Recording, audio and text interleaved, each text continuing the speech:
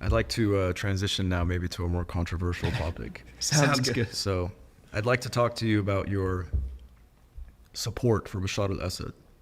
You've described him as a hero, and this has earned you the ire of many Muslim and Arab anti-Assadists. You are now seen as an Assadist. Just by taking a picture with you, I have been called an Assadist, and I'm sure after speaking with you today, people will continue to call me an Assadist. I'll clarify briefly that I'm not an Assadist. Before I let you explain your views on Assad in Syria, I just want to provide the following information for our viewers. So Bashar al-Assad has a decades-long reputation of ruling the country with an iron fist. He came into power in 2000 after his father, the former president, died. He was too young to become president, but the parliament swiftly amended the constitution for him to come into power. Many critics point to this, among other events such as potentially rigged elections, as evidence that there isn't any real democratic politics in Syria. Bashar comes from a minority sect in Syria, the Alawites, who make up less than 10% of the population. Many Sunni Muslims who make up the majority of the Syrian population feel that the Alawites have disproportionate economic and political power in Syria. And in 2011, the Arab Spring protests erupted in Syria against Bashar al-Assad. Those protests and the Syrian regime's response would eventually evolve into a more than decade-long conflict that persists until today. It's estimated that more than 600,000 people were killed in this war and millions displaced internally and across the world. I know many Syrians, some friends of mine, of different faiths and all across the spectrums of religiosity, who don't hold such a flattering view of Assad and his regime. Setting aside the West's intervention, I think most people will admit that the West had an imperialist agenda in Syria. Many would probably even agree that the CIA plotted to have him overthrown. However, they'll say that doesn't take away from the Assad regime's crimes. So when you call Bashar al-Assad a hero, it's undoubtedly going to be insulting to large factions of Syrians whose family members were killed and tortured before, during, and after the Syrian war.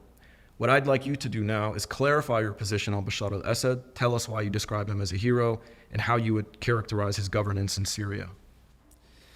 Well, it's hard to have any one opinion about someone that you can condense down into a single question answer. But I guess when I look at Assad and I say he's a hero, and I say as an American patriot I stand with him, or any leader for that matter, be it Putin or Xi Jinping, I mean, I can appreciate things about what they do for their own countries while also recognizing that there are issues. Nothing's perfect. But the main thing that I look at when I look at, the IRGC or Yemen or Putin or Assad is not any of that, how they actually govern their countries, but what are they doing in the struggle against imperialism?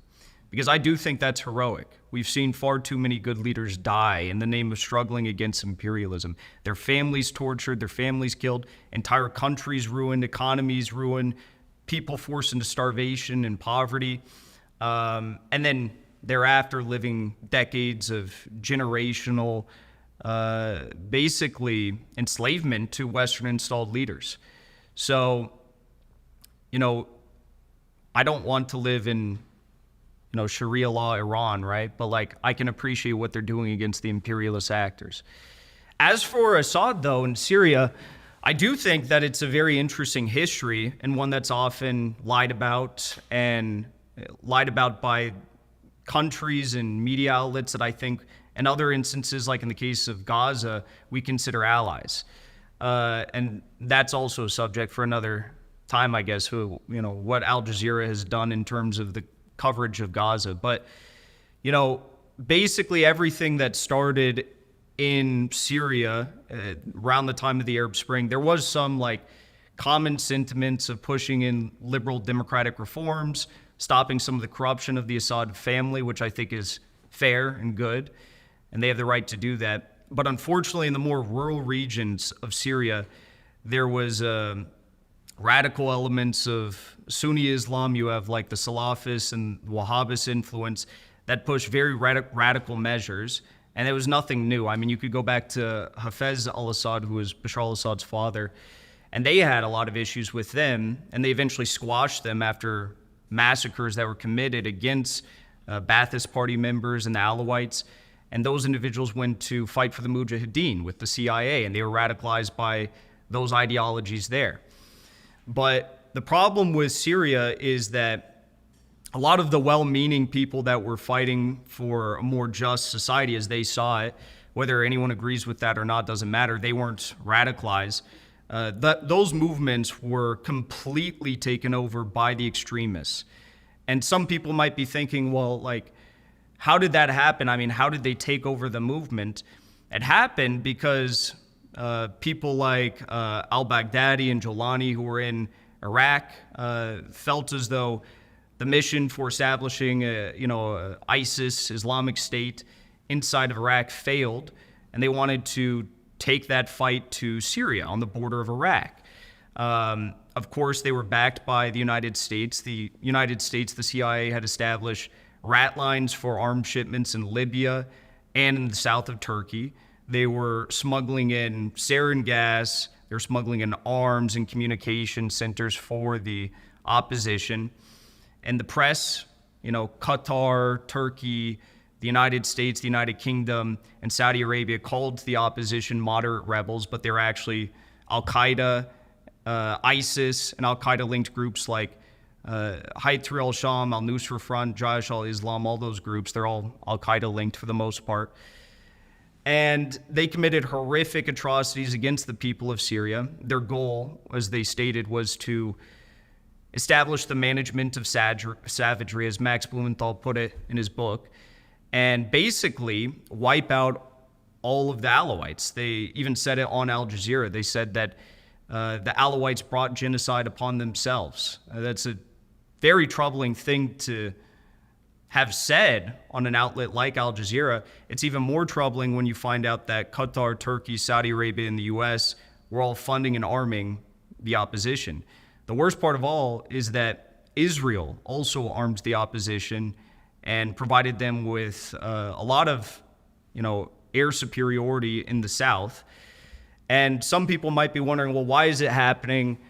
If Assad's really such a bad guy, why are they having to work so hard to take him out? And the fact is that Assad you may like him, you may not, but he was the only Arab League state when this began who was still allied with Russia and still allied with Iran. And a lot of people in Turkey, in Saudi Arabia, Qatar, and the United States were worried that this was going to provide some sort of a deepening of Russian influence in the region.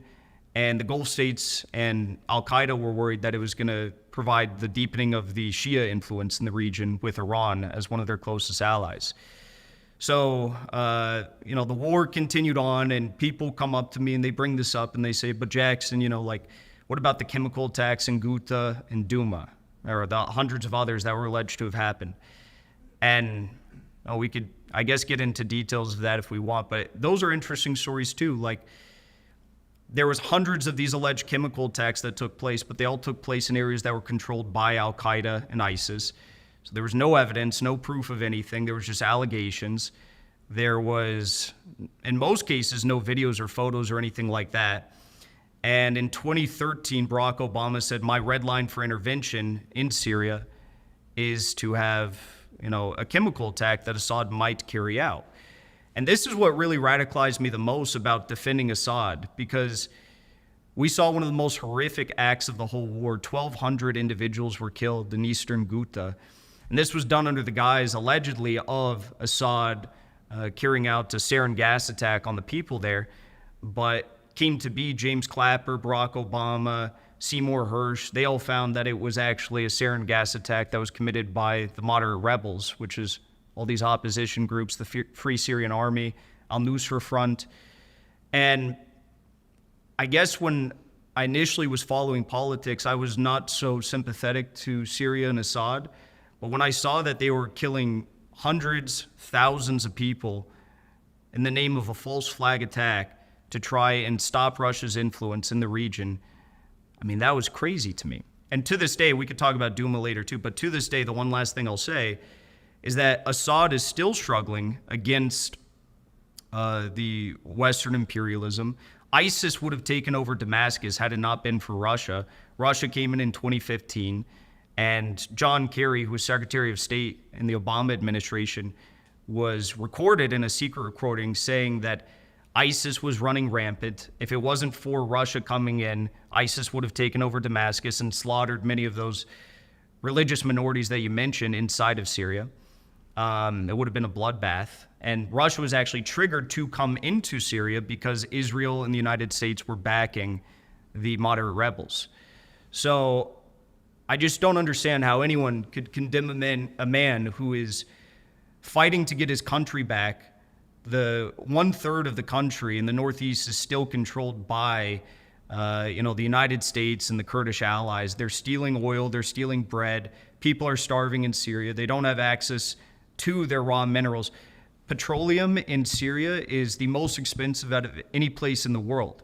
That shouldn't be in a country like Syria that has ample oil. So, in short, I see Assad as a, I guess, controversial man that maybe didn't do everything right, but no one does. We're humans.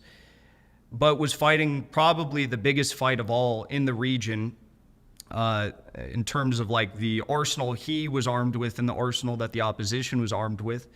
And he actually proved to be quite successful. And I think that should be praised for what it is.